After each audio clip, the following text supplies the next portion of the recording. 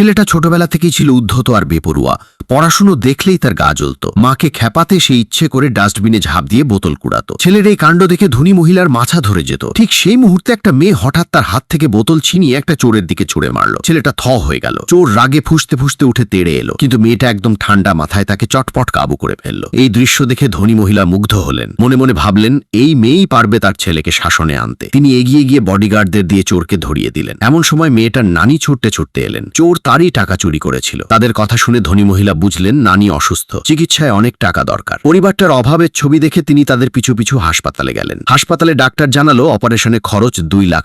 কথাটা শুনেই নানি অপারেশনের কথা ছেড়ে দিয়ে বাড়ি ফিরতে চাইলেন। মেয়েটা তাড়াতাড়ি তাকে আটকে বলল সে ঠিক টাকার ব্যবস্থা করবে। ঠিক তখনই ধনী মহিলা ঘরে ঢুকলেন। তিনি বললেন অপারেশনের সব খরচ তিনি দেবেন, তবে একটাই শর্ত, মেয়েটাকে তার ছেলেকে পড়াতে হবে। নানির জন্য মেয়েটা রাজি হয়ে গেল। কিছুদিন পরেই সে ধনী মহিলার বাড়িতে এলো। এসেই দেখলো ছেলেটা টেবিলের ওপর দাঁড়িয়ে বই ছিঁড়ছে। তাকে শাসনে আনতে মেয়েটা একজন কাজের লোককে একটা ঝাড়ু এনে দিতে বলল। সে ছেলেটার কাছে গিয়ে বলল আজ থেকে সে তার গৃহশিক্ষক। কিন্তু ছেলেটা কানই দিল না, উল্টো খেপাতে লাগলো। মেয়েটার ধৈর্যের বাঁধ ভাঙলো। সে ঝাড়ু বের করলো। ছেলেটা ভয় পেয়ে পালাতে লাগলো। শেষমেশ ধরা পড়ে সে মাথা নত করলো। কথা দিল মন দিয়ে পড়বে। পরদিন মেয়েটা পড়াতে আসতেই দেখলো দরজায় ফাঁদ পাতা। পরপর দুটো ফাঁদে পড়ার পর ছেলেটা হো হো করে হাসলো। মেয়েটা বিরক্তিতে ফেটে পড়লো আর তাৎক্ষণিক তাকে একটা শিক্ষা দিয়ে দিল। ধনী মহিলা দেখতে এলে দেখলেন ছেলে চুপচাপ বই নিয়ে বসে আছে। মেয়েটার তত্ত্বাবধানে তারা প্রায়ই গভীর রাত পর্যন্ত পড়তো। তার ঘুম তাড়াতে মেয়েটা তার 2 কানে দুটো কাপড়ের ক্লিপ লাগিয়ে দিল। ছেলেটা বলল কান ব্যথা করছে, পড়বো না। পরের মুহূর্তেই মেয়েটা নিজের 2 কানে দুটো ক্লিপ লাগিয়ে বলল ব্যথাটা আমিও নিলাম, এবার পড়তে পারবে? ছেলেটা অবাক হয়ে গেল, জেদ গলে গেল। সে কলম তুলে পড়তে বসলো। মেয়েটাকে পাশে পেয়ে ছেলেটার মনে হতে লাগলো জীবনটা আর আগের মতো নিরস না। দুটো নিষ্পাপ মন আস্তে আস্তে একে অপরের কাছে টানা পড়ল। দুজনের হৃদয়ে গভীর একটা ছাপ রেখে গেল। ধনী মহিলা দেখলেন ছেলে সব হোমওয়ার্ক শেষ করে ফেলেছে। তিনি অবাক হলেন। মেয়েটাকে ধন্যবাদ জানাতে তিনি জিজ্ঞেস করলেন একটা ইচ্ছে বলতে। মেয়েটা বলল সে হাসপাতালে নানিকে দেখতে যেতে চায়। ধনী মহিলা রাজি হলেন। মেয়েটাকে হাসপাতালে নিয়ে যাওয়া হলো। নানি তাকে দেখে ভেতরে ভেতরে অপরাধ বোধ করলেন। তার মনে হলো মেয়েটার এই বয়সে টাকার চিন্তা না করে যৌবনটা উপভোগ করা উচিত ছিল। তবে সুখের কথা, তার শরীর ভালো হচ্ছে। কয়েকদিনের মধ্যেই মেয়েকে বাড়ি নিয়ে যেতে পারবেন। বিদায়ের দিন এসে গেল। মেয়েটা ছেলে আর তার মাকে বিদায় জানালো। তার পড়ানোর কাজ শেষ। ধনী মহিলা তাকে ছাড়তে চাইলেন না। ছেলের স্কুলে ভর্তি হতে বললেন। মেয়েটা রাজি হলো না। নানি বাড়িতে অপেক্ষা করছেন। সেদিন এক সময় সেই বেপরোয়া ছেলেটার চোখে জীবনে প্রথমবার জল এলো। সে দেখতে লাগলো মেয়েটার গাড়ি ধীরে ধীরে দূরে মিলিয়ে যাচ্ছে। মনে মনে সে শপথ করলো